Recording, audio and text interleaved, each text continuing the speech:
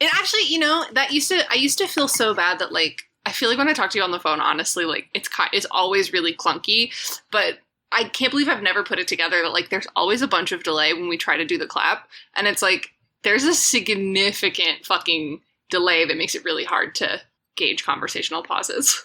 Yeah. So trying to feel less bad about that. And I also feel like when you do it on video, it's a little easier to tell because you can watch the person's face respond. That's true, yeah.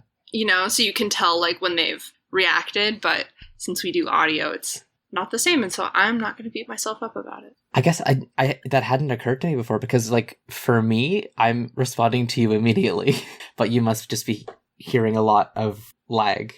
Right, yeah, because there's a delay on your responses, like, I constantly talk over you because I'm like, did she hear me? Wait. Oh. That's so interesting that it's always one-sided. Yeah. It varies, but maybe it was different in the past, but this is what we got. It's what we got. It's what we're dealing with. It's what we have been handed by life. What we've been handed? It's just hands. What we've been hammed. Been hammed. Welcome to the Ham Steak Podcast.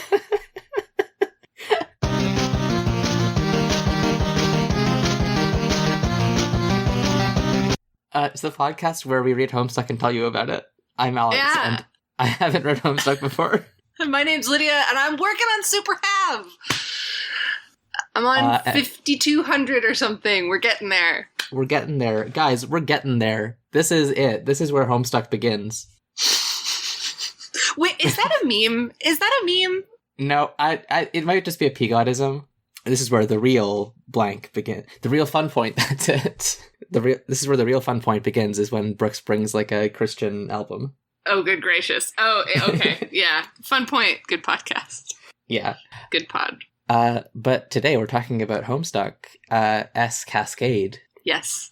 Lydia, would you like to tell us about Cascade? I want to tell you about Cascade, and I want to hear what you have to say about it, because it's very good. I don't know. Where should we start? Should we start with the history? Should we start with my time with Cascade? I mean, we should say what it is. Yeah, so Cascade is the end of Act 5 of Homestuck. It is a 13-some-minute-long flash animation, in which a whole bunch of stuff happens. It was a huge flashpoint. Is that the word for the flashpoint? Is usually like, I feel like usually it's like, and then there was a war, but I mean, is that inaccurate? Just finish the sentence. It was a big thing for Homestuck. It was like the culmination of everything that had happened so far, both narratively and in terms of the stuff surrounding it, I guess. Like the fandom? The fandom, yeah, I would say it definitely was. So yeah, part of the thing that made it so big, I mean, it was the biggest flash by far in the comic to date, but also there was a long pause beforehand. Yeah. And previously Homestuck had, like, pretty much always updated, like, super frequently. If you look back at the records of it, now and then Hussey would take a break, but it updated super frequently, often more than once a week. And then suddenly it was like, all right, you're going to have to wait, like, a month, like, I think it was, like, 6 weeks for this to go up. Damn. Yeah. I mean, they're making almost, like, an episode of television. I mean, it's, like, it's a very dense animation. Yeah, for sure. So with, lots of original music composed for it. So, I mean, that was another thing. Like, you'll kind of see this on the other, I don't want to talk too much about what happens on the other side of it, but this is definitely, like, a turning point, where, Hussey, like, has always been, like, involving the fandom, and, like, we've started to see, like, art by other artists worked into the flashes. He's obviously been involving musicians for a really long time, but this is where I feel like you really start, the games would be programmed by other people, things like that.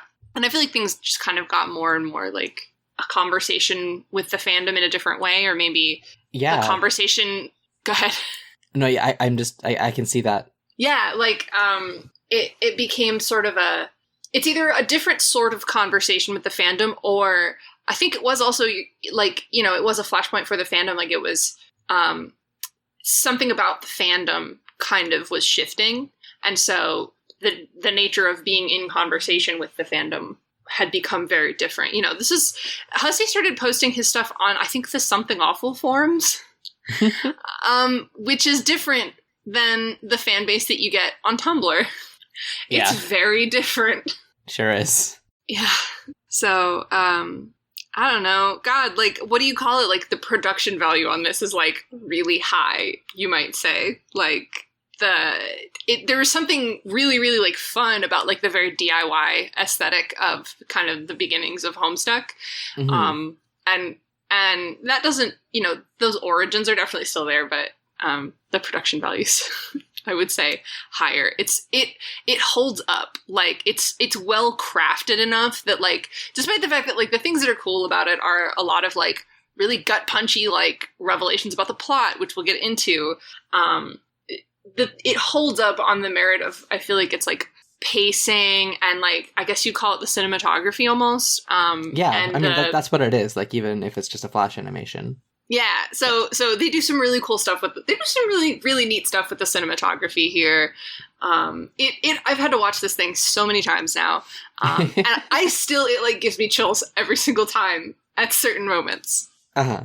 Oh, I should also talk about how, I don't know, Homestuck fans took a lot of pride in the fact that when this went up, it took down 2 websites. So it was not hosted on MSPA.com. It was originally hosted on Newgrounds, which is a major, it was, like, tremendous, and it still exists, Flash hosting site. And it went down almost immediately. Basically, no one got to see it because people were hot on the refresh, and it crashed. Like, some people got a few seconds in. And if you look at the Reddit from that time, nobody really got to see it. Yeah, so they took it down, and then Hussey threw it up on Mega Upload, and they brought down Mega Upload. That is wild. You didn't know that? No. I mean, maybe I did at one point, but this was... So it actually... You saying, if you look at the Reddit from that time, just threw me for a loop, because in my mind, this is very much, like, pre-Reddit, even though... I know that we're several years into the comic now. And, like, what, is this 2012? This is 2011. This was late 2011. Yeah, so, like, I was on Reddit at that point. Reddit was a thing, but still, like, the idea of Homestuck is so 2008 to me that I, like, forget that it actually exists in time and, like, has a history outside of itself. Right. It wasn't this, like, monolithic work that just got dropped on the world in 2008. Right. It was a serialized thing. I mean, it ended way back in 16. Don't say way back in 16. I'm so sorry, but that was 4 of the longest years of any of our lives ago. So that's when it ended. Well, do you want to talk about it? I super want to talk about it. The contents of it? Yeah, I guess we can start by going through the contents of it, and then we can scream. We'll probably scream while it's happening. But I have a few screams lined up, but yeah. Okay. Yeah, so I'm going to go through it kind of shot by shot because it's got a lot of really cool shots in it. So just to preface this, we actually watched this together last night. My first watch through, just to, like, get my raw reactions. And then I watched it immediately after that call again. And then I watched it this morning and took notes. But my notes are mostly just kind of, like, gut surface level reactions. So I'm going to just pepper those in as Lydia explains what's actually happening. Yeah, I would love that. I mean, that's kind of the thing about this. I remember having a very similar experience the first time that I watched it, where the first time I watched it, I hadn't read most of the comic. I had read, like, the first part of Act 1. So it was just Don dicking around in his bedroom, and now all of a sudden there's, like, shit exploding in space and a bunch of blood everywhere. And it's like, and it, like, music that slapped continuously for 14 minutes. So I was like, I gotta know what's going on with this. And I didn't fucking understand it. And then I thought, I'd read through the comic and then I would get to it and I would understand it. And I sort of thought I understood it. But at the time, I was just like, I'll pick it up through context clues. And then as the comic kept going, I kept having to look it up on the wiki because I did not understand what the fuck had happened.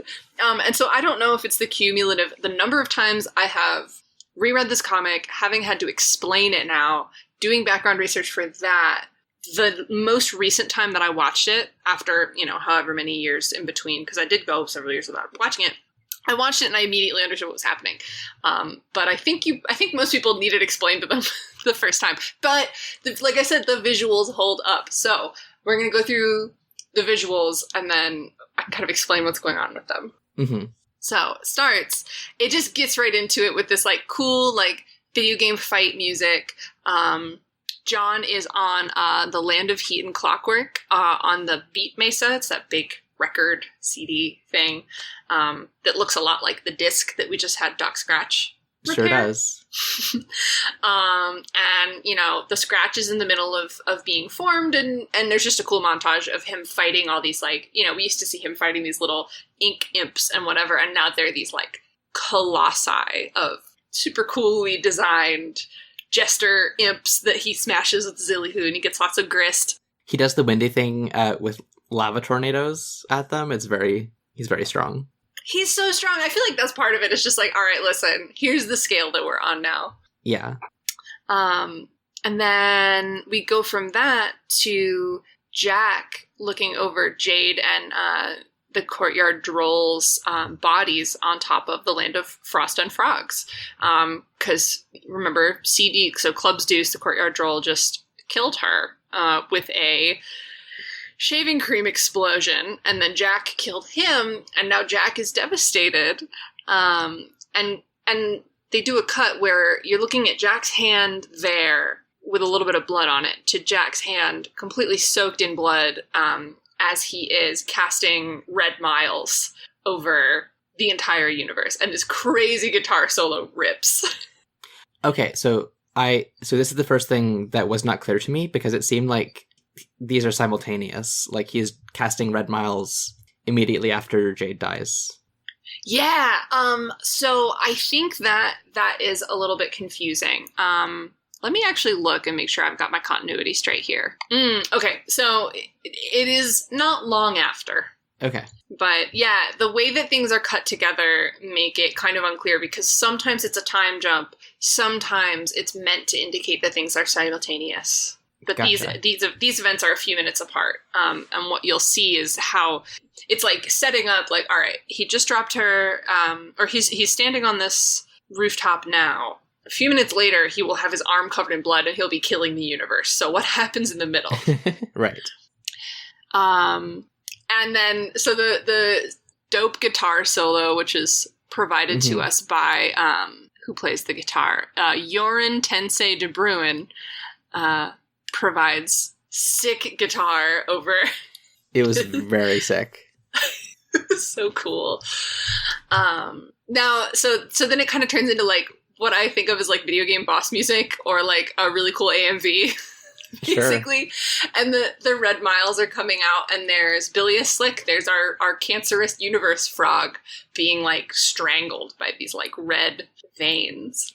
Yeah, and we zoom in on his eye and then into the desiccated earth, and we see that like the red miles, these like tendrils of red, are just covering the entire universe. Like PM looks up at the sky on Earth, and there's just like all these Lovecraftian, like they're like blood vessels just throughout the sky and like reaching down to the ground. Yeah, the red miles is sick. I don't know. Is it called red miles just because there's a lot of it? Like it's miles long? It seems like an understatement considering it fills the entire universe. Yeah.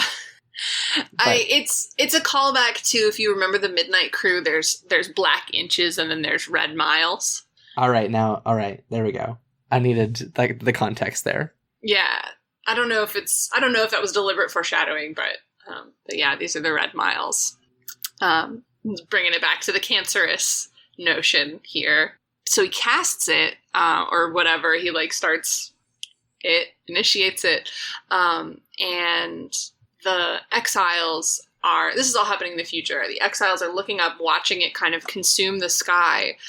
They're getting ready to blow up their stations. So if you remember, they all had stations. So there was the aimless renegade who had his own station. He like thought he was a cop, basically. The peregrine mendicant, who used to be the postal maid, she had a station. They find the windswept questant, who was the White Queen exile. And then there was the wayward vagabond.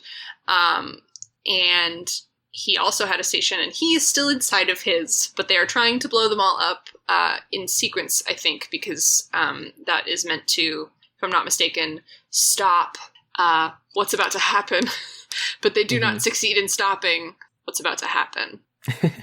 I'm fact-checking myself here. Yeah, it wasn't clear to me why they had these all strung up to explode, but when AR flicks the switch and the light on his little controller turns green, he gives PM a thumbs up, so it seems like they do have a plan and they're following it, but I don't understand what it is. Yeah, if I'm not mistaken, it's that I think that the windswept questant knows this, that what's going to happen is like, what's about to happen is there's a time capsule inside the Frog Temple, which the one of the stations is on top of, and the White King is going to come out.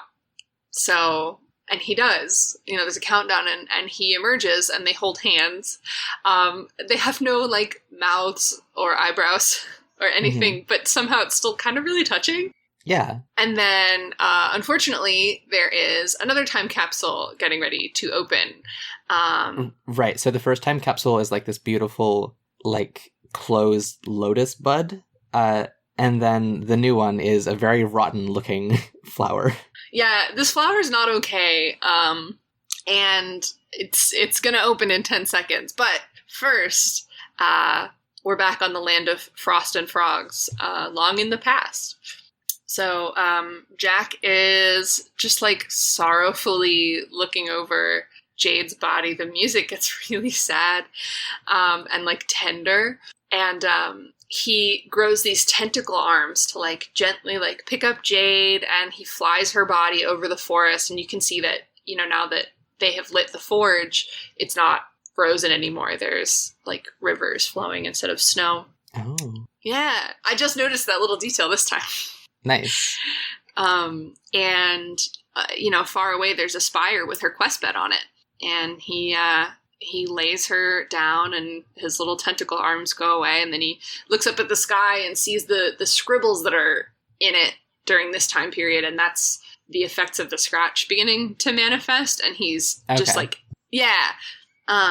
That's another thing I had to have explained to me. I thought it was just sort of meant to visually represent the chaos happening. Yeah, exactly. The nature of all of this stuff, this cascade of misfortune, is, the scratch is sort of the same as all of the other things. Like, is the scratch causing it? Did this decision to create the scratch cause it? Like, things there's confluence, and it's hard to know what's causing what, which is like the cool Homestuck thing. I don't know. I like it. Yeah, exactly. It's the retroactive foreshadowing thing. Yeah. In its purest form, I guess. Mm-hmm. So he kind of flies off, and he goes to a meteor, and on the meteor, because it's the Reckoning, there's meteors flying around everywhere trying to destroy Skaya. He finds the Frog Temple, and he goes inside of it. And then we go into this, like, cool, like, spy movie music. And there's a montage. So, he goes into the Frog Temple, and then there's a montage of the asteroid flies through the Skaya portal, it lands on Earth, it creates a crater, the crater turns into a lake, the Earth dries up, and finally, there it is, getting ready to be blown up. And we're back inside the temple with the 10-second countdown, as the White Queen and the White King are watching the time capsule open. Yeah, and there's Jack. And so now, in the past, 30 seconds, we were introduced to this mystery flower and then immediately told what it was, and then it resolves. Is that bad? No. It was just a very funny, self-contained little story. Yeah. It was just funny, all the like half my notes for this is like, wow, what's going on? But this one, like, I immediately got an answer, and then it paid off. Yeah, that's true. It is like kind of the only like self-contained little story that you could visually follow without having a bunch of context as to like why these things are happening. So yeah, so Jack's here, and he immediately beheads the White King. And in the background, for some reason, the White King is holding the complacency of the learned, Rose's wizard fic from way, way, way back. Yeah. Right. Okay. And he, you know, so that's falling to the floor in the background as his, like, head, his, like, bloody head drops. Then it cuts to outside of the tower. Jack is, like, looming over PM and then teleports his sword to his hand, and it cuts back to where the sword is. Or it doesn't cut back. I think this is where we start seeing, like, double screens, or soon we're going to see double screens. And you could watch him teleport it out of the White Queen's dead body back into his hand. He's going for PM, and then he notices that AR is blowing up the stations. And so he goes to attack him instead. And so AR manages to blow up the Batgirl head, the egg, and the helicopter. The last one is the cylinder, which was the mayor's station. If you remember from way, way, way back, he like got himself stuck in there and like discovered a bunch of cans and ate some uranium and whatever. AR is hesitating at blowing the last one up because his friend's in there. And in that hesitation, Jack slices his head off. Yeah, a lot of, specifically a lot of beheadings in this. Jack's special move. Yeah, oh my gosh, who gets beheaded? I think he beheads Club's Deuce, or yeah, the Courtyard Droll, Club's Deuce. I think he beheads the White King, he beheads the Aimless Renegade, he beheads, who else does he behead? He doesn't behead, later on, Diamond's Droog is going to get beheaded. Yeah.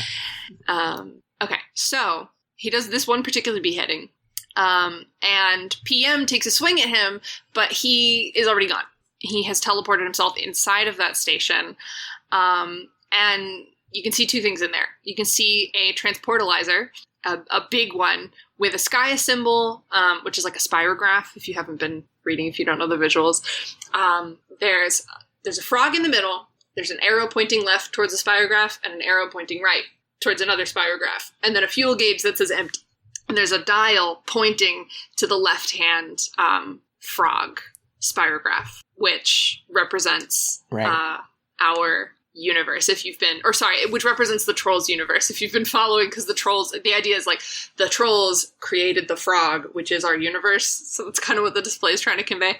So, it's pointed at the Troll universe, but he can't get there yet because there's no fuel, and then he looks at the mayor, he looks at WV, the mayor of Cantown, and can see, you know, I guess he's got like extra vision, he can tell that he's got this lump of uranium in his stomach, and just punches all the way through his abdomen, grabs the uranium, leaves him bloody on the floor.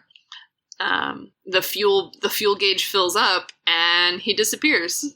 Yeah, he transportalizes himself right to the moment when the Trolls are opening the big blue door at the end of their session. Yeah. Then he slices the suburb symbol thing, like the blue one that has the 12 compartments. Mm-hmm. The Scrub logo. The Scrub logo, yeah. And Irradiabot just immediately throws all of her friends into the transportalizer, and then attacks him with all of her Irradiabot selves. Yes, oh my god, that scene, like, is kind of dramatic, and it's a very quick shot, but it's really funny, because it's like, it's her hand, like, doing almost like a basketball dunk, and then all the Trolls are just like... And they're still in, like, little, like, chibi sprite form. They're just like Tavros' stupid grin as he, like, spirals into this. Yeah, they've all got those, like, dumb faces. It's like watching a bunch of, like, Skittles falling in slow motion, but it's like little spinning children. Yeah, it's a good shot. Yeah, so Aradia yeets all her friends to safety, and there's a quick montage after that. So things that happen after this, the first few of them we know about. So it's Karkat waking up on Prospit and being killed. Nepeta waking up on Durst and being killed. Jack is blowing them both up. Right. So we see it it starts with Karkat on Prospit, and then it kind of zooms out so that you can actually see two simultaneous screens. One's on Prospit, one's on Durst, and Jack is just wrecking shit simultaneously on both worlds. Yeah, and it's the way that it's animated is so we zoom out, it becomes one active panel, and there's another active panel, and then they're both slowly scrolling to the left to take one from being the main one, and it's sliding out of frame and making the other one the main one. Yeah. Which is cool. It is. It's a bit confusing though, because then it switches, so the Durst panel just switches to human universe Durst because Rose and Dave are on that. Oh, wait, there's an important thing that happens on Durst Please. first. And I don't know if you caught that. So Nepeta wakes up on Durst, and then Jack destroys it. And as it's burning, there's a Radia's dream self, which has been asleep this whole time, in the center of Durst. And she, her eyes shoot open, and then it's a hard cut to, you remember we saw her god tier out in the furthest ring? This is how that happens. Okay. She wakes up very much alive out in the furthest ring because she had a dream bot. She had a dream self all along to kind of take over. And what it ends up, that was the bot splode that happened way back in the comic, in the Trolls universe, where her soul bot just explained a plan to Karkat and then blew up. Right. And that's what that was actually her going god tier because circumstantial simultaneity, it was happening a few hours ago. Okay. So that happens. Then we go from Troll Durst to human Durst. And by the way, a cool thing happens where after that, it shifts to a new piece of music again, and this sick drum beat kicks in. And the way that Homestuck displays on a page is it's this little flash window inside of a gray strip that takes up kind of most of the screen, and then there's a black background behind that.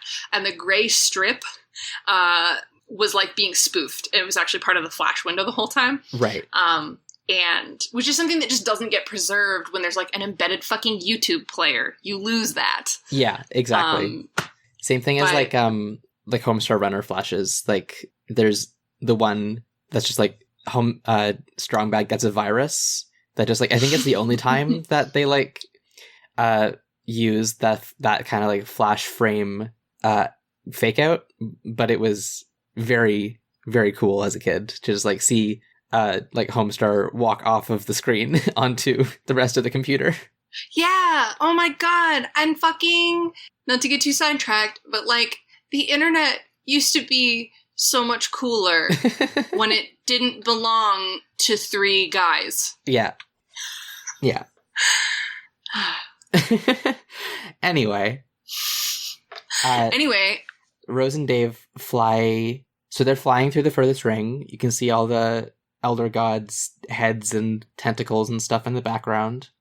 And they fly down into the depths of Durst where they see their quest beds, which I didn't recognize on my first watch through because they don't have the 4 poster things. They're just the slabs. But they're just kind of hanging out here in the middle of this big room. Yeah, they're just floating, and Rose and Dave just kind of look at each other what the fuck? Guess we should stand on these. Yeah. And they deploy the tumor, and it cracks open and bleeds all this oil everywhere. And there's this, and reminder, it's this super cool yin and yang symbol, super spiky, and it splits and bleeds, and then inside of it is this device, this ectobiology equipment, with 2 tall cylindrical tanks on either side. One is red, one is blue, and there's this polyhedron in the middle with a countdown clock of about 5 minutes. Mm-hmm. So that's the tumor, and Rose and Dave are still just looking at each other so then they zoom in on the red tank, and you see that it's full of stars and galaxies. Then you zoom in further, and it's being like ripped apart by these red miles, and then you zoom in further, and you're on Earth. And then you pull back out, and then we go into the blue tank. So I think that's an interesting like cinematography thing where it zoomed in on the red tank to be like, hey, this is the Earth we just saw. This is like simultaneous. This is red miles happening. Like red equals human universe, and then it zooms out and goes blue. Blue equals troll universe, and that like sets up that maybe that color like coordination has been seen before, but it was a good reminder, at least to me, that red equals human, blue equals troll. Yeah, it's definitely a handy convention. So once we're inside of the blue tank, we get a scene on the green moon of Alternia. Yeah, it's is her name fucking Snowball? I always want it to be Snowball, but it is Snowman. It is not the name of the cat from Stuart Little. God, we did that before. Oh, I do it like all the time. Every time I'm trying to type my notes, I'm like, Snowball. Nope. Well, she's more of a snow globe, if you ask me, because of what we're going to see in a second. Loosely. Very, yeah. She's a snow globe. Because what happens to snow globes is they challenge their black romance rival to shoot them in the heart with a magical bullet that will kill her and thereby destroy the universe? I meant more of the fact that there's like stuff inside her. But yeah. Well, there's stuff inside all of us, aren't we all really snow globes? Yeah, but there's a little world inside her, I mean. Yeah. So she says, what are you waiting for? Draw, spades. And he shoots her. So good. That voice is so good. Thank you. He shoots her. She explodes in blue blood, and her heart, we see a little zoom in, is blue, and there's galaxies inside. And as she dies, they explode, and we see the same kind of like, it's a really cool, like super compressed animation of like a tumorous growth. We saw the same thing inside of Bilious Slick. Ooh, so that is actually, I think it's definitely meant to evoke a tumorous growth for sure. That's actually melting film. Oh, okay. I was guessing like it was like time lapse of mold growing. I mean, it's kind of like, I think it's meant to be sort of evocative of a lot of things, right? Where one, it's kind of acknowledging that sort of this is a work of fiction, but they're sort of treated as works of fiction inside of this meta universe, and they are themselves. They're like erasing themselves from the inside. And it's also a cancerous growth, and also it's kind of speaking to like this lapse of millennia across which this is all sort of happening all at once. And it's also like a collage found footage thing, like with the art style. Yeah, the whole thing. So I don't know. Some of the flashes have started to be this way, but this one is feels even a little bit more like it, where it's, it's not just straight up and down like an animated movie. It's little bits of things being animated, and things being animated just by tweeting from one place to another, or shaking, or expanding on the screen, and like using sort of like limited degrees of freedom in animation. Like it's just images panning back and forth sometimes, or growing, or whatever. Pulled from different art styles and, found footage and this and that, like all brought together to make this thing that nonetheless, the way that it's cut together and paced still moves. Yeah. It's just like a very unique like animation style that I feel like I haven't seen much of anywhere before or since. I think it's hard to imitate. It's very particular. Yeah. And it was all, I believe, animated together. So Andrew Huzzy animated all of this. And there's a lot of, there's a lot of contributors to it. But they have all attested that they were not given any context for what they were providing. So he would commission like this piece of art from this person, that piece of art from that person, this piece of music. And he would give them, the specifics of what needed to be in the image or what it was supposed to kind of evoke, but nobody knew what was actually going to happen. And he independently edited together all these assets that he commissioned. which is wild. Yeah. That he managed to pull off basically almost a heist like that, or just that, like, it's just like it's such a strange way of doing things, and like it's not like partly it would have been like, oh, you know what it reminds me of? It reminds me of how on the fucking Marvel movies, like, they're like, oh yeah, Tom Holland doesn't get to know what any of his co-actors are saying anymore because he spoils plots. Characters, or even the actors, don't know which one's real. That's bullshit. That sucks. But not like to that degree, obviously, and not for the same reasons, but just because like he wanted to surprise everyone with this story, or like he didn't mind that they wouldn't have context because he thought he could still put it together even without that. Yeah, I feel like I'm sitting here as you're saying that, and I'm like, isn't that kind of the same thing? But it's not quite, because it's the difference between, having your whole production team make the thing, like, for you, basically, or with you, versus commissioning a bunch of materials and then being the person that does assemble it. And so, at the end of the day, you are a collage artist, like that. Yeah. I think even if I don't think it's possible to have like the same intention behind that, because it's not like, it wasn't like a commercial mass media thing. Oh, very true. Even if he was doing it just like out of selfish like desire not to get it spoiled but to anyone, it's still like the effect is much less harmful than the Marvel stuff. Right, because you're not you're not leaving the people who make the thing. I don't know, you sort of are leaving the people who make the thing in the dark, but I think maybe the difference is that like these creators were also fans and they probably didn't want to find out. I think this was, Marvel movies we're talking about like 14, 15, 16 time more is where people started to get really spoiler crazy. 17, 18, 19, right? It was when those big Avengers finales started coming out, and it was like, oh, no one can know what happens. This was kind of in the beginning of it. This was still like, I don't know, when did like this was closer to like the Harry Potter books had just finished coming out like a couple of years prior. Like Snape kills Dumbledore. Like this was when fans just didn't want it ruined for themselves. Like it was a fan originated thing. Like they didn't want it to be ruined. They wanted the sucker punch. But I mean, I think it speaks to the fact that, while stories like that, I think lean super hard on it being a big surprise. Like I said, I watched this, the whole thing, pretty much before I read Homestuck.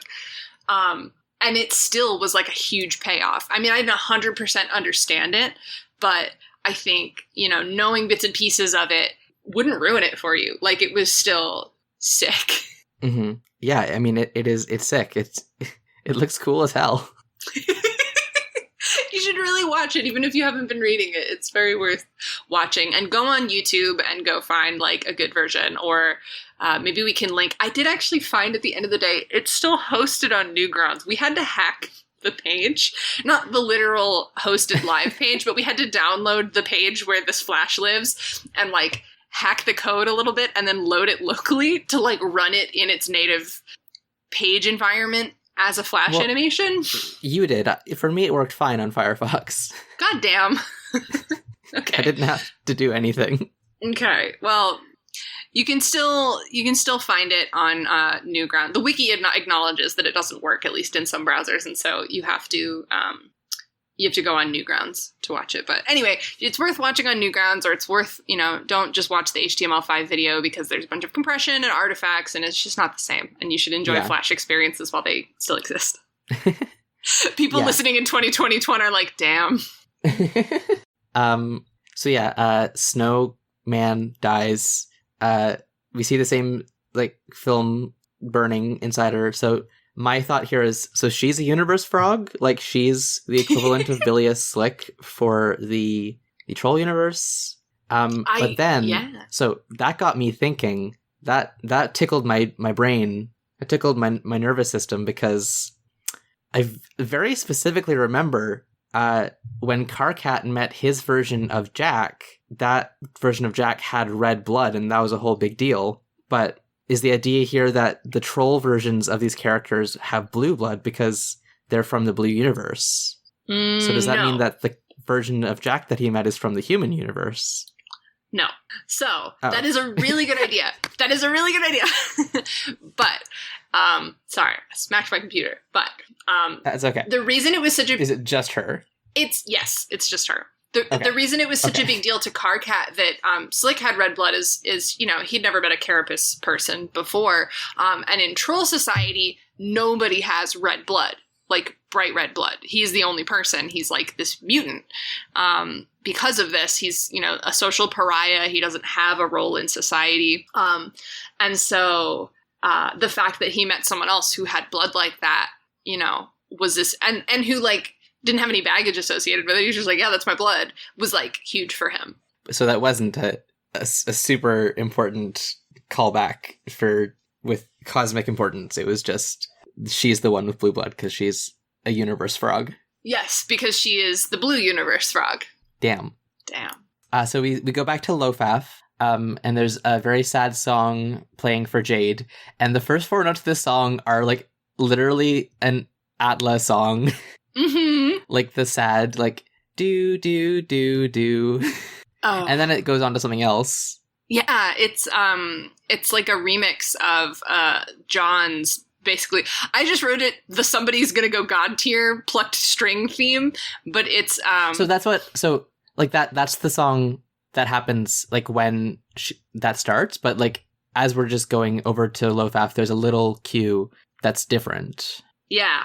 But yeah, then the really, really good Plucky Strings musical cue starts, and I love it. Yeah, and this is, I think, was that the point, or soon after this was where, at some point you just said the Toby Fox of it all. That's coming up. That's a different cue. But so this is a Malcolm Brown track mashing up Doctor by Usagi Buzinkai and Savior of the Waking World by Toby Fox, and I believe it's Savior of the Waking World that is the do do do do do do do do do do. No, I think that's a different track also.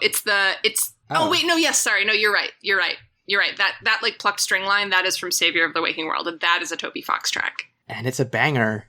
It's it like gives me chills every single time.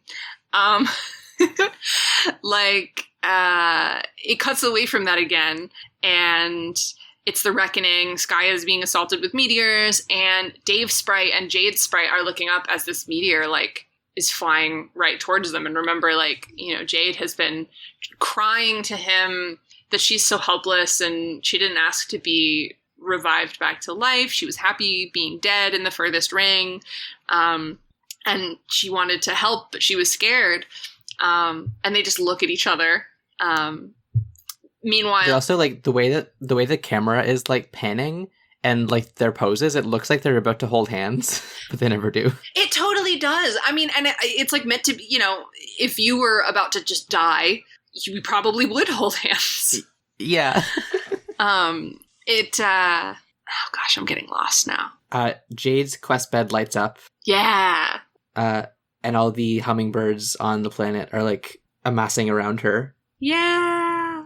And then Jade Sprite and Dave Sprite are looking at each other like they're like saying goodbye. And then Jade Sprite is just like staring down at her hands, and she turns green and yeah. And then it happens. Jade goes God tier. And she looks fucking amazing. She looks so good. She has this like, she's just so happy, and she's got this like cute, like, it's like a hooded dress with these like stripy tights. It's like a Wicked Witch of the West reference, and like ruby slippers, and sparkly red shoes, and a big hood with holes for her new dog ears. And the holes have like, there's like buttons where you can like unclasp them to let the ears in. So cute. It's adorable. And her little buck teeth. It's very cute. And she's, and there's fucking dope music. It's fucking so cool. And Dave Sprite is just like staring at her like with the same expression, like, just what? Oh, it's great. I love the sequence that happens next. So there's this like dope music, and Jade Sprite is about to fucking save the day. So I want to go through there's basically 3 things happening at the same time that they cut between very rapidly. There's Jade Sprite saving everybody. There's PM, and then there's Dave and Rose. So she's got space powers now. So the first thing that she does is she shrinks the meteor down to like the size of a tennis ball. And then she sort of like is juggling it in her hand. And then she hops up onto a Prospect battleship and like floats it up into the sky. And then she shrinks the entire battlefield with Dave Sprite on it down to a tennis ball. And it cuts back to like his perspective as her face just like looms up, like devouring the entire horizon. It's just her eyes over him, like smiling. And then she's on Lohack and she teleports John onto the battleship with her, and then she shrinks the kids' planets to carry them with her as well. And then the last thing she starts doing is she's had a fenestrated panel for a long time that her exile told her to pick up from the Frog Ruins a long time ago. It's called The Fourth Wall. Great. I did not remember where this came from. I didn't either. I read that in a recap. Excellent. So that's why she had it. And she does like picture frame fingers, like you're lining up like a photo shot, but she's like growing it to be bigger and bigger and bigger. And I'll hold off on the payoff of that sequence, but so then meanwhile, PM is holding WV's body. She's like taking him out of his station, and she's like staring up at the sky, just like looking devastated as the Red Miles like choke it out. And then she spots the ring on the ground. I think it's the White Queen's ring.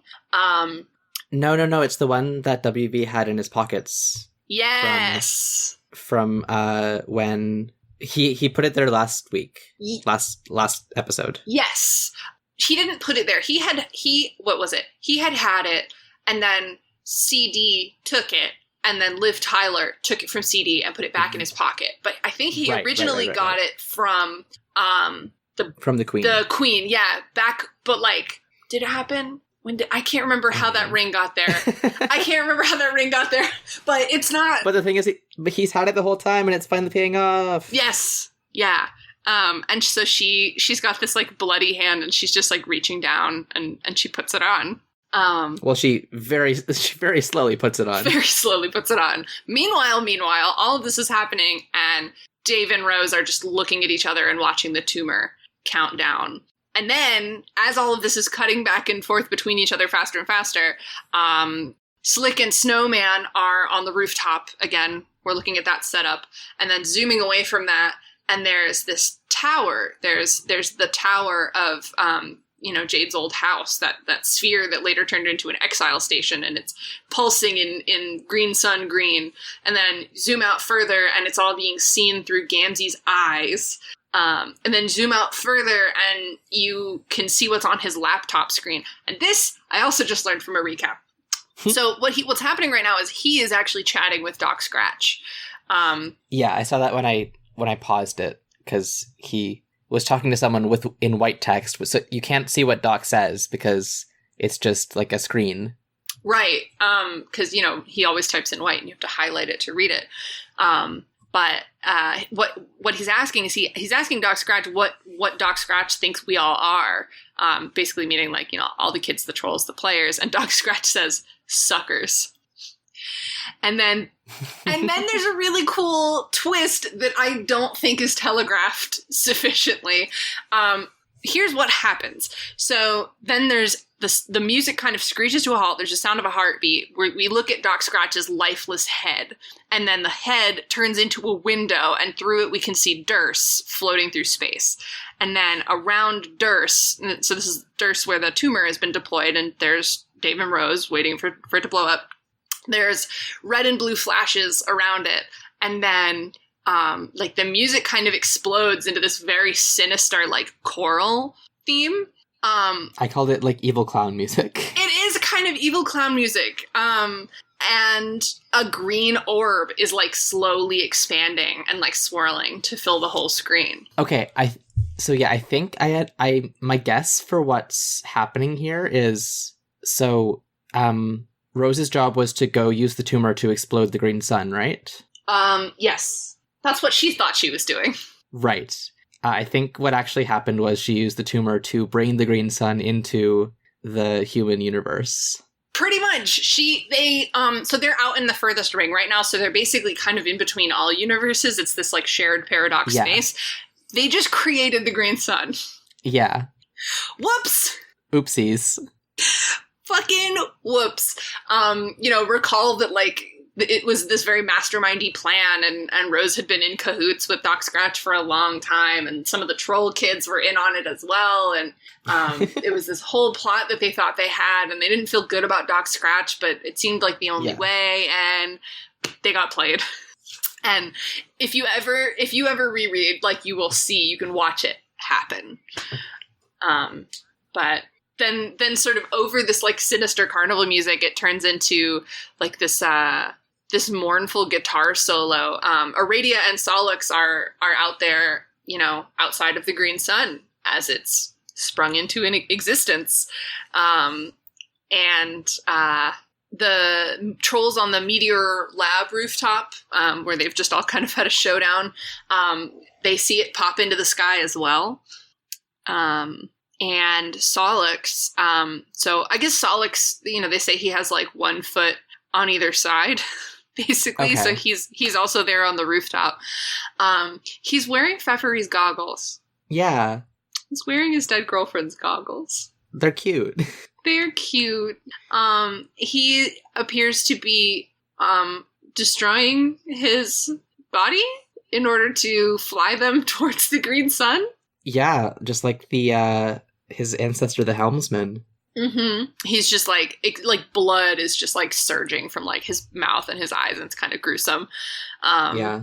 And he's trying to fly the meteor towards the green sun through paradox space.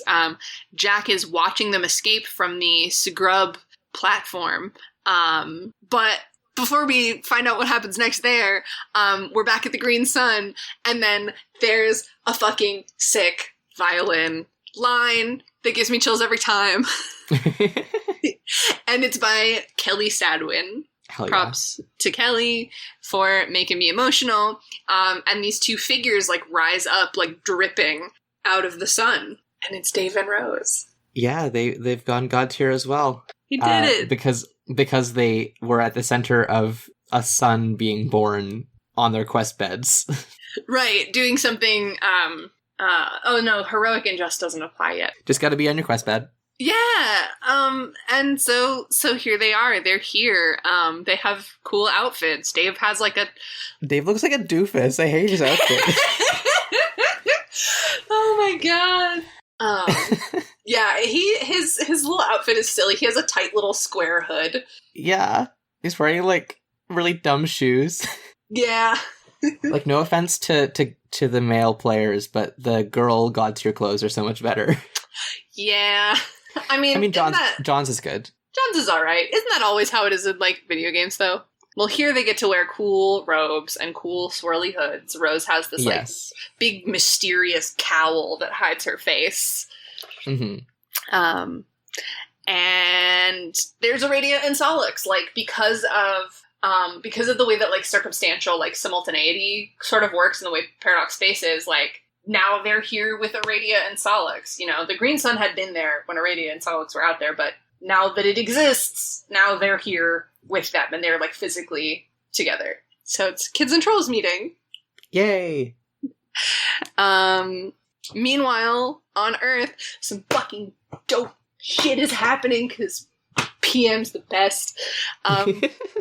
And, we're sort of panning up from her hand, and she is not a carapace person anymore. She is not, like, a frightened carapace lady. She is a very angry, big, white, winged dog lady with a sword and a slashed eye and one arm and a vendetta and she god has powers. all of Jack's powers.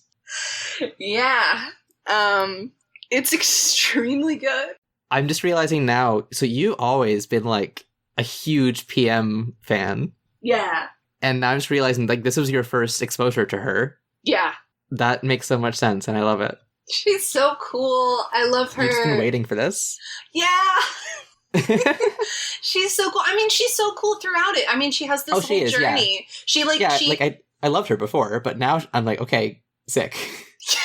Yeah, it's the payoff of, like, we haven't, like, really seen her in a while, but, like, as a character, like, she starts as just, like, you know, she's just a postmaid or postmistress, and she just carries mail. She's literally just a mail carrier, and then she gets this package, and she sees it's like a package to John from Jake, actually, from alternate universe person via Jade for his birthday, and she finds it in, like, the wreckage of his house. And she goes, I have to deliver it. It's a package. I have to deliver it. And she ends up having to, like, fight her way through monsters and, like, face down the agents of Durst. And then she finally, like, gets it to John, and she's, like, all, like, battle scarred. And she, like, drops it in front of him, like, duty done. And then, you know, in the future when she's in exile, she's, like, the White Queen, like, recognizes that she's going to have to sacrifice herself, and she makes PM the new monarch, and then she's like, I don't know if I can, like, be a queen or whatever, and it's just like, but you have to. And now she's a dog god lady with a big sword. Oh, it's so good. I think we can all agree that all post carriers deserve a big sword right now. God, extremely. Yes, support USPS, buy their merch, call your Congress people. It's okay to leave a voicemail. They count them. They tally them. Let them know that we're not okay with USPS being gutted if you're in the United States. Mm-hmm. Actually, funny enough, same thing at Canada Post. Not quite to the same extent, but they really want to privatize it. Fuck! Yep. Same shit, different clothes. Oh, God. Do you remember one of the first episodes of this podcast we recorded, and we were, like, basically fangirling about Justin Trudeau's diversity fantasy cabinet picks? No. No. I think about that a lot. I didn't know that we had that on record. Oh boy. It made it into the episode, and then I think at the end of that one, or somewhere thereabouts, couple episodes later, because we started in November, a couple episodes after that, it was New Year's, and I said, Happy 2016, everyone. Have a great 2016. And here we are. It gives you perspective on the exiles, huh? Sure. Okay, let's finish this before we start talking about post 9/11 media again. Okay, so we're almost done. We're, like, almost done. There's, like, 2 more things that happen. So, So, PM gets sword, and then she, they don't show how this happens, but she uses the transportalizer to get to the troll universe, and now she's on the scrub platform, facing him down. He's just staring at her, and he's turned his back on the trolls as they continue to escape. Yes. And then, so they're getting away, and then back to John and Jade flying on this battleship. She's grown the fourth wall into this big giant panel, and they fly through it, and they don't come out the other side. Yeah, and this panel, like, the images inside it are, like, the events of the comic going backwards, and it ends at, like, the first page with the bottom left corner just smashed completely. Yeah, a young man stands in his bedroom. Mm-hmm. So Jade has fulfilled her duty to her denizen. She got all the planets, all the denizens, all the consorts out of there. Mm-hmm. She did it. I remember you were watching it, like, you said very little, but, like, one of the 2 things you did say was just, that's my daughter. Yeah, that was when she started shrinking the planets. The other part, the part where I said the Toby Fox of it all was, like, there's a little a flute cue that comes in when she starts growing the panel. Mm-hmm. Before the little cow stuff. It's so good. And it's very reminiscent of, like, a song from Deltarune. I don't remember which one, but, like, it's very, very clearly Toby Fox, and it's just like, oh my god, chills. Mm-hmm. It's so good. And also, just to clarify, the little cow stuff, as Gamzee is conversing with Doc Scratch. He's got Lil Cal in his lap, and Lil Cal's in his Doc Scratch lime green suit outfit. Yes. Yeah. Yeah. Oh, and then, so all of that happens, we get, like, dope, choral, lingering downbeat as we, like, zoom out of this first panel, smash through, and then, like, a tattered curtain, like a burnt-out curtain closes over that panel, and zoom out, and it's attached to a burning, like, a broken clock twitching over just, like, fire. Mm-hmm. It's pretty good. Pretty good. That is Homestuck Act 5. Yeah. That's Cascade. We made it. We did it. What'd you think? It was pretty good. I think definitely figuring out the Green Sun stuff pulled it together for me, made it feel a bit less mysterious. Because now I know what actually the stakes were and what the consequences might be. Yeah. Yeah. But I can imagine this without any context looking pretty cool and making you want to know what's going on. It's so good. You should watch it. It's 13 minutes. It's worth it. You won't be bored. It's cool. It's worth watching in Flash because, like, you don't get the YouTube scroll bar and you don't get served recommended fucking videos and little full screen icons and whatever. And I mean, like, I had to watch it on YouTube just to, like, take notes, to pause every few seconds, and it looked like shit compared to the Flash. Like, it just doesn't look good. It doesn't look good. It's hard to find one that's, like, rendered well. I guess it's hard to screen cap well, but I don't know. Just watch it in Flash if you can. Just watch it in Flash. I have done a little bit of research because we do need to finish reading this comic, and there's more stuff in Flash. They do eventually move it to HTML5, but until then, there are a couple of websites that are dedicating themselves to either archiving Flash content, or there are plugins that you can get, I think for Firefox, that are planning to continue to support Flash once the official Flash plugin no longer runs. So it's going to probably involve us hacking the web pages again, and you know, somebody's going to do that work of identifying where they live. I bet you they're going to leave them up on Newgrounds because I'm sure it doesn't cost them very much to host. But you know, I mean, yeah, it's disappointing that Viz just isn't fixing the broken links. Yeah, like great stewardship of your property, guys. Yeah, it's really sad. I mean, I guess to them it's you know, I mean, what they own, as far as they're concerned, I feel like the asset to them is not it's the IP, it's not the work. Yeah. And that's really sad. Nationalize Homestuck. Yeah! Yeah. Yeah, that's us for this week. For this episode. Yeah, I want to, so basically what happened is, I want to recap what actually happened, because you can go through it as a pretty quick play-by-play. So, please. The kids start the scratch. Jack drops Jade on her quest bed, and she goes God tier. Rose and Dave deploy the tumor out in Paradox Space on Durst, out in the furthest ring.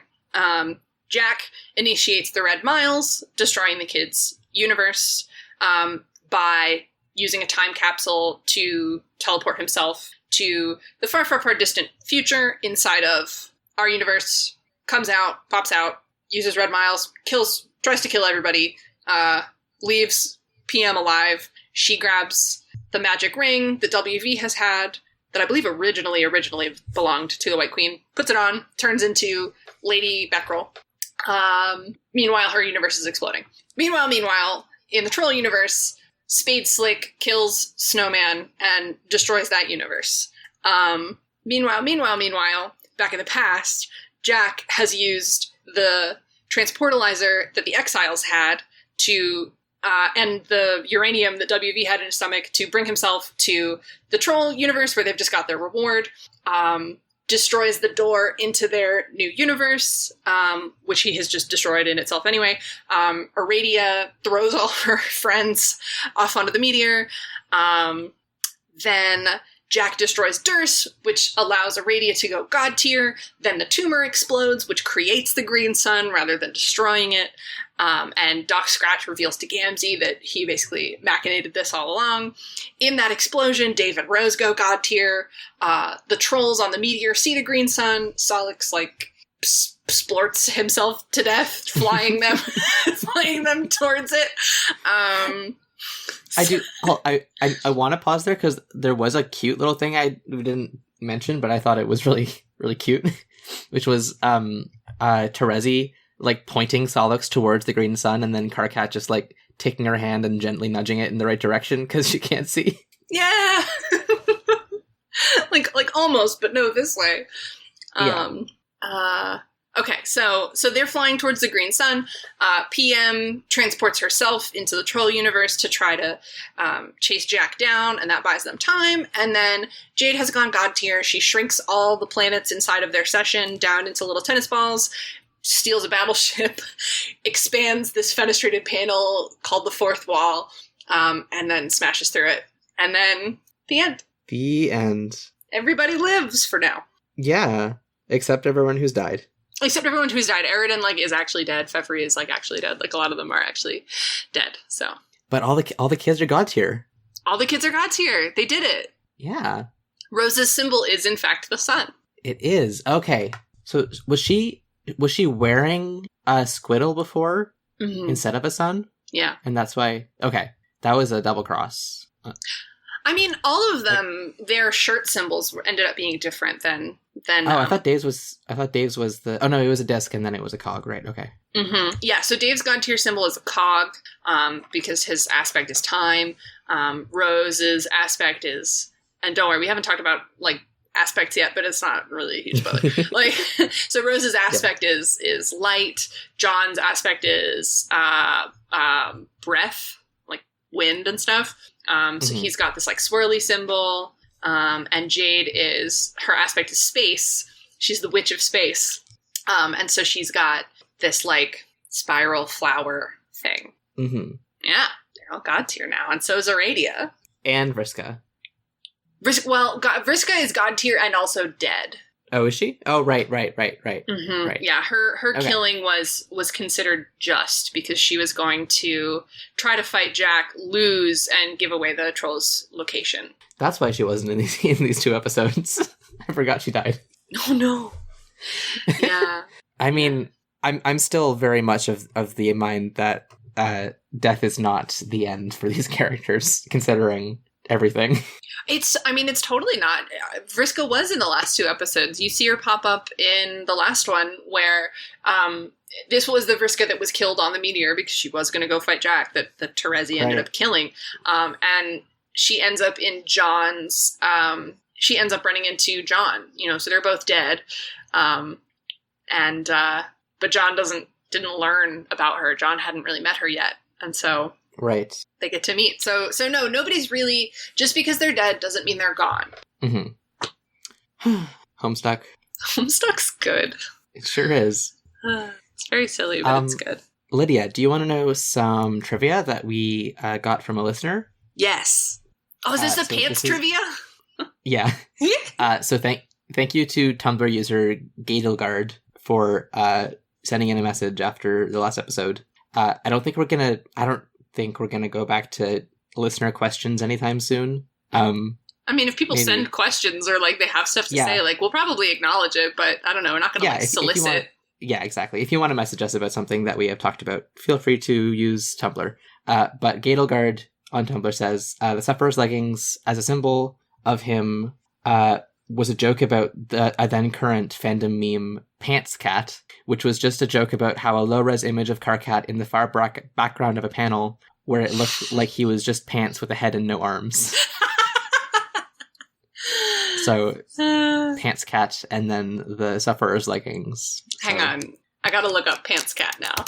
Okay, me too, actually. Oh, that's very good. Oh. Yeah. Oh my god. Yeah. So it's a background of I think it's where Kanaya is getting ready to try to kill someone. I think she's getting ready to try and kill Gamzee, and Solix is trying to get her not to. And Terezi is in the background, and her, neither her nor Karkat have arms. But Terezi's outfit at least kind of preserves the distinction between her pants and her top. Karkat's does not. It's just Yeah. gray from ankle to neck. And then a dopey looking, there's all of 10 pixels allocated to his face. And it's just so his face going like, I was going to make a sound. Yeah. Yes. It's like that. Thank you for this good trivia. Thank you very much for this good trivia. Tumblr user, what was their username? Gay Delgard. Thank you, Gay Delgard. I have a question. Yes. If cats wore pants, would they wear them like this or like this? I think like this, It just looks right. Mm-hmm. Mm-hmm. Well, that's the episode, I think. I think it is. Hell yeah. Hell yeah. Thank you all so much for listening. Don't expect another episode as soon as this one was after the last one. But we are back on this train, I think. I hope so. We did say that every year for the 3 years that we were at a release rate of 1 per year. True. But we've like gone over the hump. Mm-hmm. It's all downhill from here, baby. Well, everything after this will make complete sense.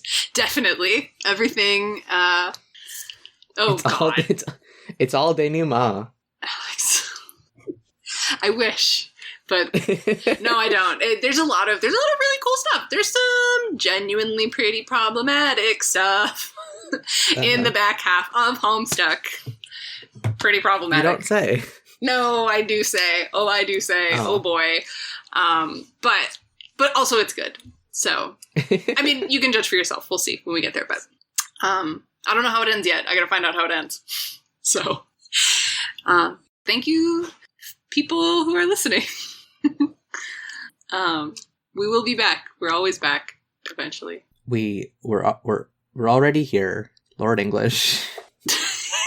Lorb English. Lorb English. Already there. It's there. Already has been here. We should probably shout out Noisepace because they allow us to live. Thanks, Noisepace. Thanks, Matt. Thanks, Matt. And we'll see you when we see you next time. Oh, I should tell you the next pages that we're going to read, huh? Oh, yeah. It's not just one this time? No, it's not just one this time. It's many and several. We're back to many and several, including some fun content. Now I'm going to be silent because I have to go find it. I was just like looking around for a piece of paper as if I had to write this down. It's because you've been taking classes, right? So you're like, I gotta take notes. Exactly. Oh my god. Okay. Gosh. We're pushing 50 episodes almost. Yeah. That's bananagrams. 45. Staying alive. Yeah. Yeah, so next time we're starting Act 6, or there's like an intermission in the middle. So we're starting Act 6, it's going to be pages 4110 to 4345, and we're going to read it, and we'll see you then. Thank you so much. Yeah! I'm going to hit stop now, is that okay? Yeah.